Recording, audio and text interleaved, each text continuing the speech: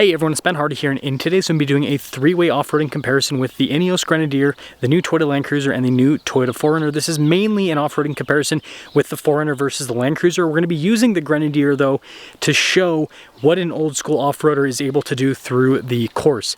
With that being said, link to my carbine guide in the description down below. Let's just get right into it.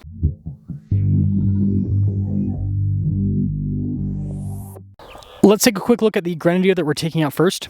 This vehicle has solid axles front and rear. The tires on this are almost 33 inches tall. The Grenadier comes with a 2-speed transfer case, a center locking differential, as well as a front and rear locking differential. So first obstacle in the Grenadier, and we're going to drive with the vehicle completely unlocked at first. Now I'm purposefully taking this slow so that I push the traction to the limit. This is a roughly 33-degree incline. And you can see it's taken a second, but it was figuring it out for a second there. Let's try to two-foot it a little bit here.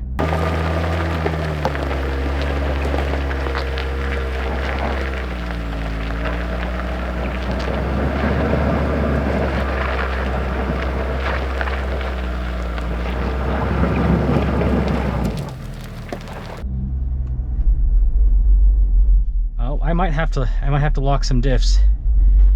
I've been able to get up this before in the Grenadier without having to lock the diff. Oh, we are sliding completely. I have no control. 33-degree incline. Yep. Okay, so let's just do the center differential locked. See if that gets us up a little bit higher in the Grenadier. And this is why I wanted to use the Grenadier. This is our control vehicle.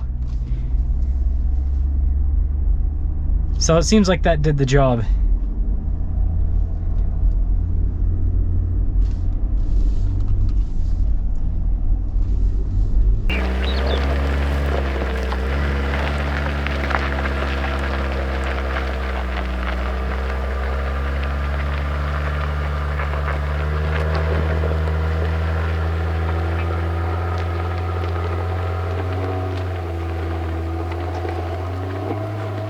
Now let's take a quick look at the Land Cruiser.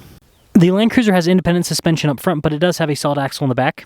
This has a set of 33-inch tall tires.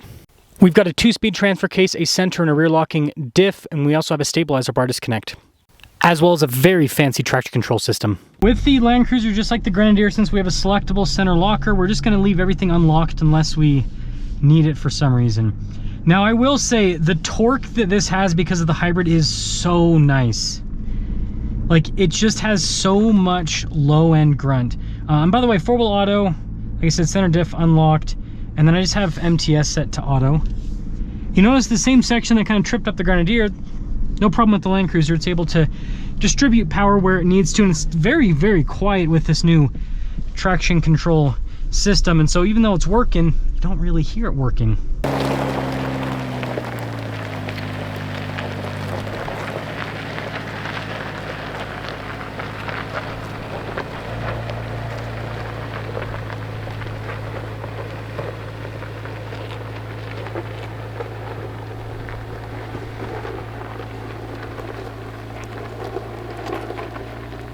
Let's now take a look at the Toyota 4Runner TRD Off-Road.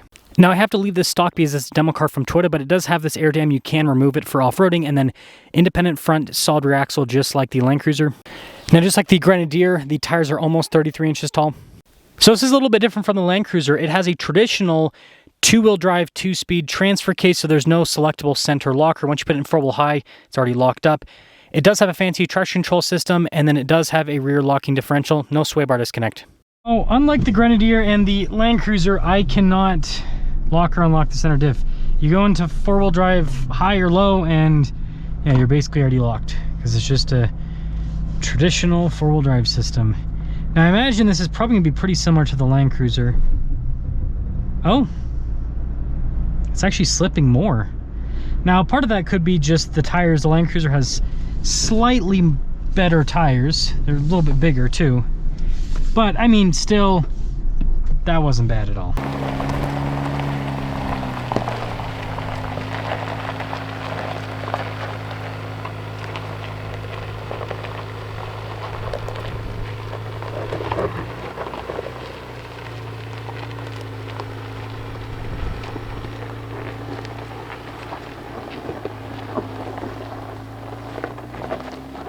Get a little bit of a middle speed run here, test out the suspension comfort.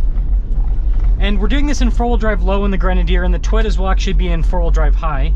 I'll explain that while we're driving the Toyota.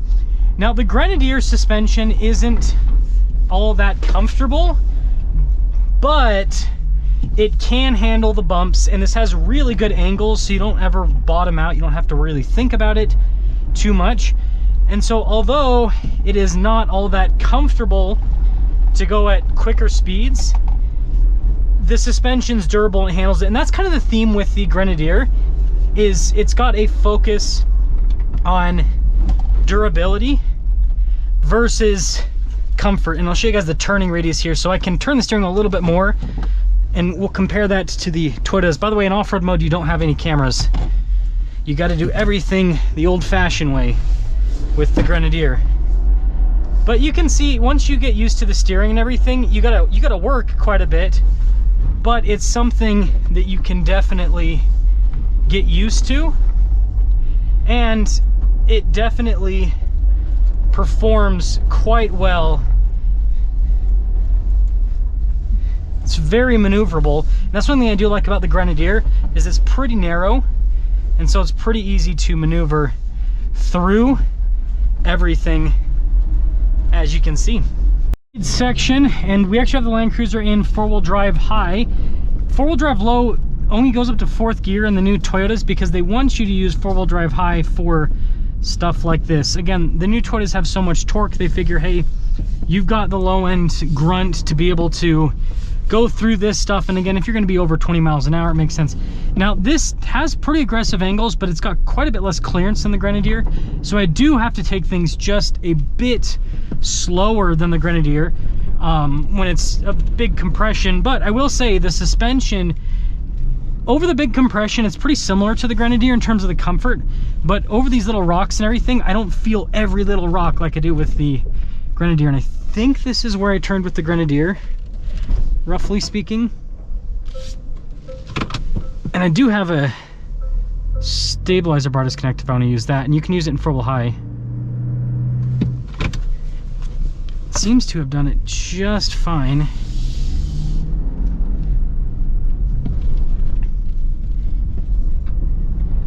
I think the turning radius is a little bit better than the Grenadier. I didn't have to like really go through it as much. But yeah, definitely, I mean, I have to go slower through certain sections. Like the Grenadier, you don't have to worry about bottoming it out like pretty much ever. This, though, I feel like I can go through at a pretty good pace. And just like the Grenadier, it's very maneuverable because it's not a super wide vehicle. And so going through the trails, it's pretty easy to pick out where you're going. Oh, I am going to have to pull back a bit on the middle speed off-roading test with the 4Runner because of that chin splitter. I'll do the best that I can for you guys, but I can't rip that thing off. That'll be a bad day for me if that happens. What I will say is it feels pretty much identical to the Land Cruiser in terms of the middle speed off-roading, with how it delivers, not how it delivers power, sorry. You know, with the suspension compression and everything. I mean, it pretty much, so far, it feels like I'm driving the same vehicle, to be frank. Oh, there we go. We scraped the chin splitter. That wasn't that bad of a hit, though, but that's what I'm talking about. Gotta be careful. Yeah, see, here's the deal, is this 4-wheel drive system is not annoying until you do this. And I just don't have the same turning radius as I do in the Land Cruiser. It's not bad, but again, this is the Land Cruiser with the center differential lock still has a better turning radius than the 4Runner and 4-wheel high. So it's just different. I will say there is a power deficit. I can feel that. It's not horrible, but the Land Cruiser definitely has much better power overall compared to the 4Runner here. Yeah, especially going up the hills. Like the Land Cruiser was not struggling at all. This, I feel like I'm actually struggling to get up the hill. Yeah, so the hybrid does make a huge difference off-road.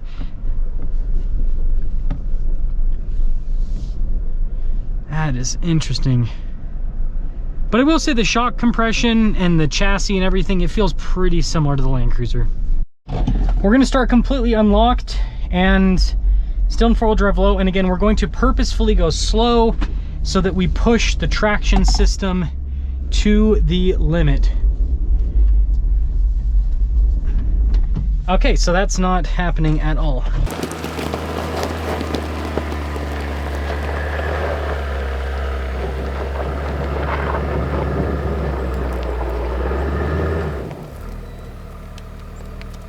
Let's lock the center diff. I'm going to reverse just a little bit so I can get myself another start with not a ton of momentum. Again, we're trying to go slow. But with the center diff locked, that should get us through. See, it's working a bit. But with consistency, we can get right up.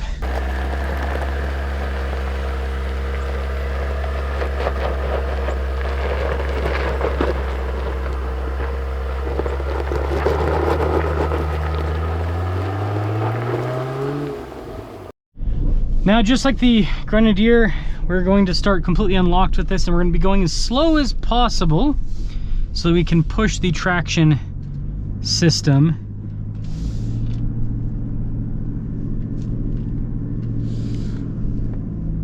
And the new 250 Land Cruiser has a pretty good weight distribution, so it actually handles pretty well. You can see there is some slipping though. The traction control system's working it out. Very smooth.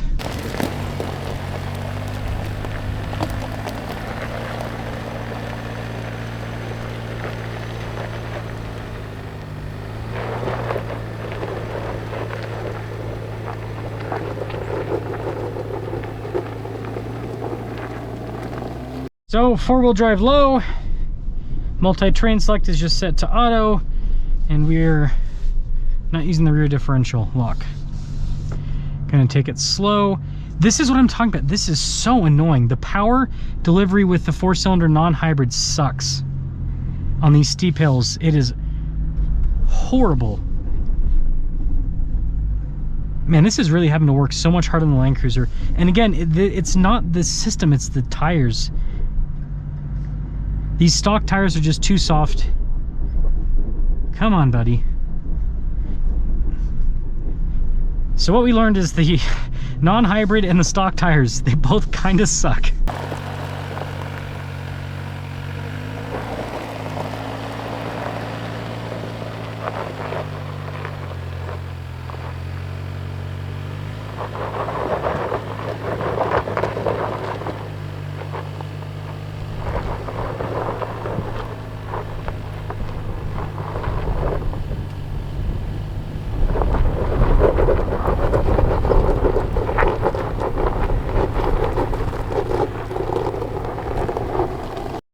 Now I realize I said the Grenadier suspension isn't all that comfortable.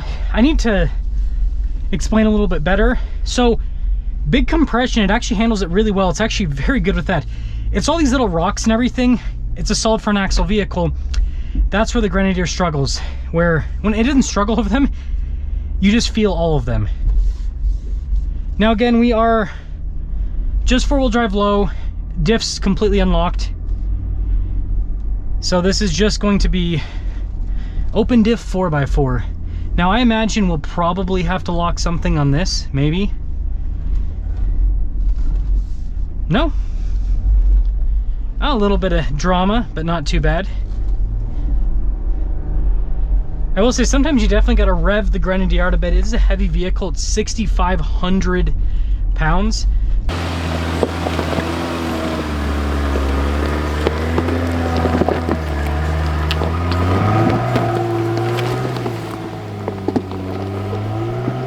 Now, something to note, you can definitely tell that the Land Cruiser is a light-duty vehicle and the Grenadier is a heavy-duty vehicle. It's just kind of how the chassis feels over the bumps and everything, and once you go over enough big rocks, and just how the overall car responds, you can definitely tell the difference. Now for this, again, 4-wheel drive low, completely unlocked with all the diffs, so I'm basically just all-wheel driving it up. I'm being a Subaru right now, which is pretty fun. So because everything's super dry, it turns this trail from like having some level of difficulty to being not difficult at all. You basically just need enough ground clearance to get up these trails. I enjoy this more in the winter when there's ice and stuff, because that makes it so it's actually a struggle for the vehicles. Traction control system is still having to work though. Yeah, with the stabilizer bar connected, I'm purposefully leaving it connected for most of the trail to compare to the 4Runner. Definitely is bumpier.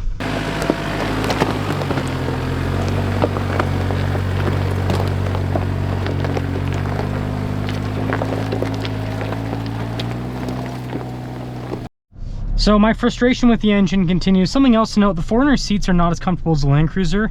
They're just harder. And so, yeah, the Land Cruiser so far is objectively better than the 4Runner in terms of just how it performs off-road and then the comfort you get too. I mean, the fact that the 4Runner is, again, you remember with the Grenadier, we had the center diff lock through most of the obstacles. The Grenadier actually did better with its archaic traction control system and its huge curb weight than the 4Runner is doing with a fancy traction control system. So it's just, yeah. Now the 4Runner is actually doing pretty good on this one.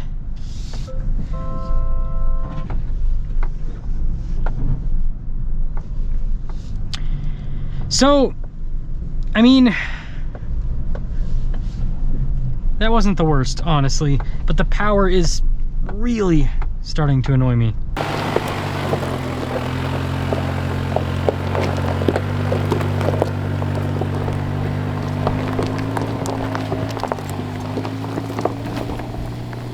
Obstacle for the Grenadier, and it's just a hill climb.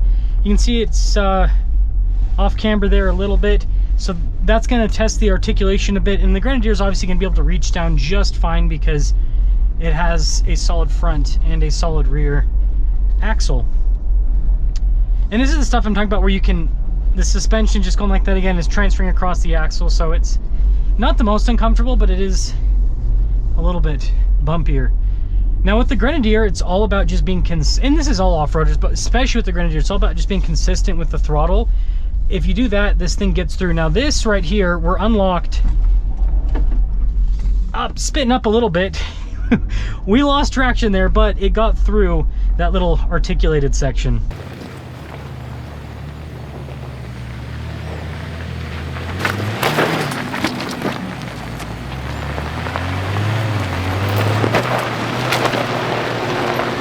Obstacle here with the 250 Land Cruiser. Got the stabilizer bar disconnected, 4-wheel drive low. Everything's unlocked though. And this thing is fun about these new Toyotas is you basically just drive them like I said, like a Subaru, where it's just completely open diff, and it's just a really good 4-wheel drive system that does everything for you. And just like the Grenadier here, consistent throttle really helps out, and you can be very consistent because you got 465 pound-feet of torque. Now this is a bit articulated, but you'll notice it doesn't make nearly as much of a fuss out of it because the traction control system can distribute power much better than the Grenadier.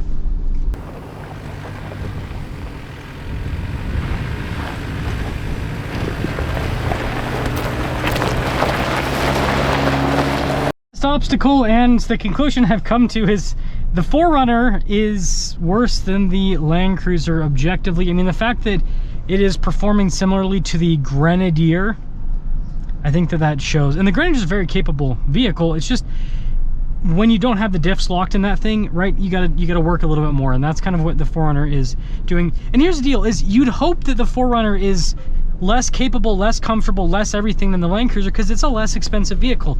And so it makes sense. That being said, this is more than enough capability for most people, so it's not a problem. I guess my 2 cents though is, yeah, the Land Cruiser's like, it's better enough that if I was debating between this and the Land Cruiser and I had the budget for the Land Cruiser, I would get the Land Cruiser. If you don't have the budget, I wouldn't get a TRD Off-Road Premium, I would just get a base. Because once you get a premium and then you get the hybrid, you're so close in price to a Land Cruiser anyways, you might as well jump up a bit. Yeah, not bad at all with finishing that little obstacle.